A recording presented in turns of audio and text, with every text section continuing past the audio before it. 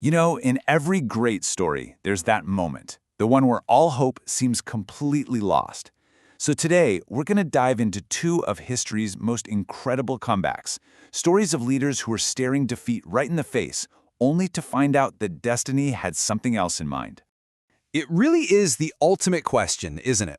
When you've been pushed to the absolute edge, when there is no hope in sight, where do you even begin to find the strength to get back up and fight again?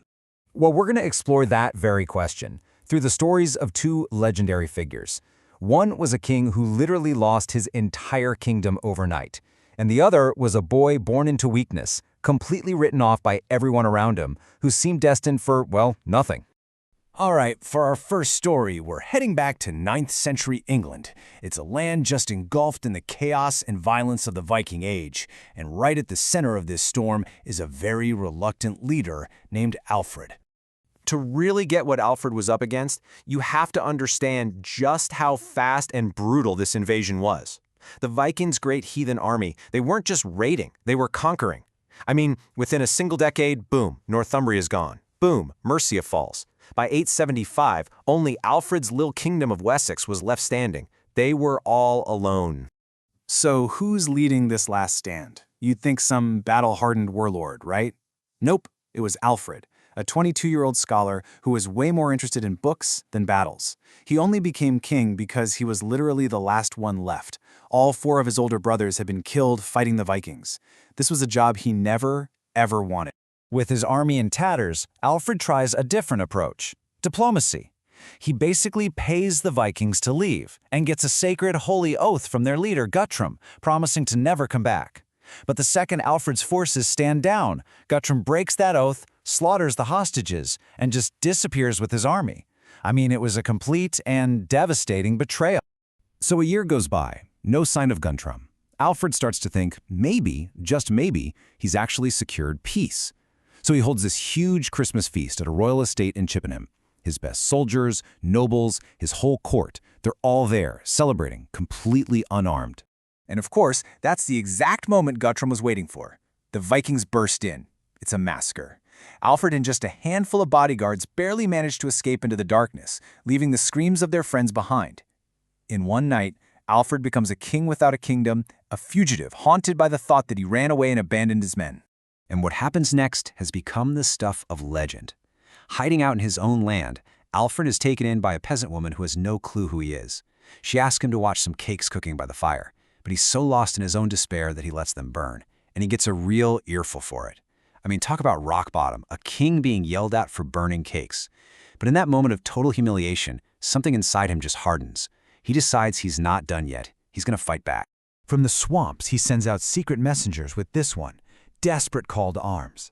He asks every able-bodied man to meet him at a place called Egbert's Stone, and he asks them to fight not just for a king, but for a whole new idea: to fight together as the English. He rides to that meeting spot, probably terrified that no one will show up. But as he comes over the last hill, he's met by the roar of 4,000 men. They hadn't lost faith. His people were ready for one last fight. Alfred leads them into a brutal, day-long battle, and he wins. He traps Guthrum and what's left of his army. Now everyone expects a slaughter. This is the moment for revenge. But instead, Alfred does something nobody could have possibly imagined. He offers Guthrum a choice: convert to Christianity and rule your own lands in peace, or die here and now. And the amazing thing is, Guthrum accepts, and this time he keeps his word. Alfred's comeback wasn't just a military victory, it changed the course of history. He went on to completely reform the military, create England's very first navy, and unite the Anglo-Saxons. In fact, his grandson would become the first ever king of all England, a future made possible only because a scholar king refused to stay defeated.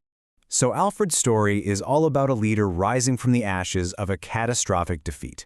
Our next story shows how someone can rise from a life that, by all accounts, never should have allowed for greatness at all.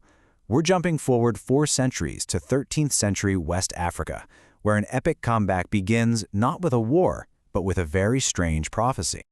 Get this. A soothsayer comes to the king and tells him that his true great heir will be born from an ugly woman, a buffalo woman he calls her, with a hunched back. The king is told, "You must marry her, because she is destined to be the mother of the greatest king this land has ever seen." So the king follows the prophecy, and a son is born, Sundiata.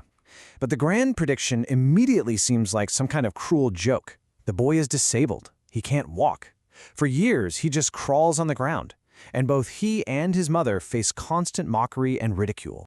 Then one day, when he's 7 years old, after seeing his mother in tears from all the shame, Sundiata decides he's had enough. He crawls to the village blacksmith and demands a heavy iron rod. Then, in front of everyone, he grabs that bar and uses it to pull himself up. The strain is so incredible that the solid iron bar actually bends into a bow. But with one final massive effort, he stands on his own 2 feet. The prophecy was real after all.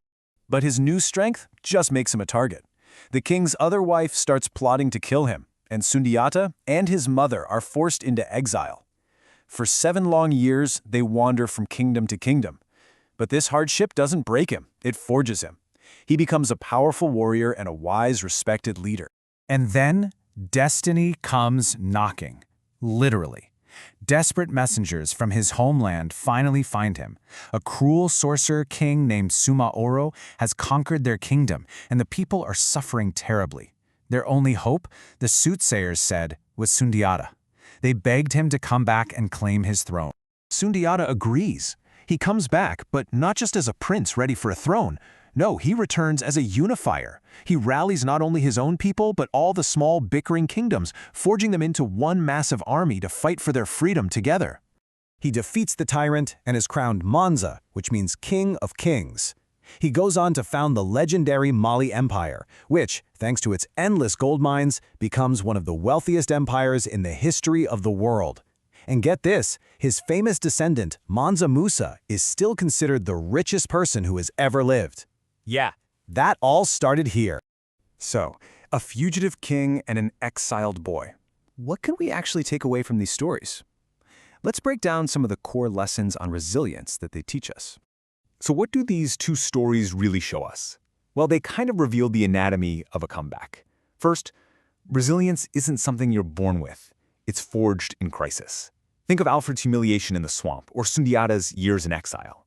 Second, what people see as your weakness can actually become your greatest strength. Alfred's scholarly brain led to brilliant strategy, and Sundiata's struggle just to stand gave him an unbreakable will. They both used a powerful, unifying idea, fighting as the English or fighting together against a tyrant as their ultimate weapon. And finally, they show us that real leadership isn't about winning all the time.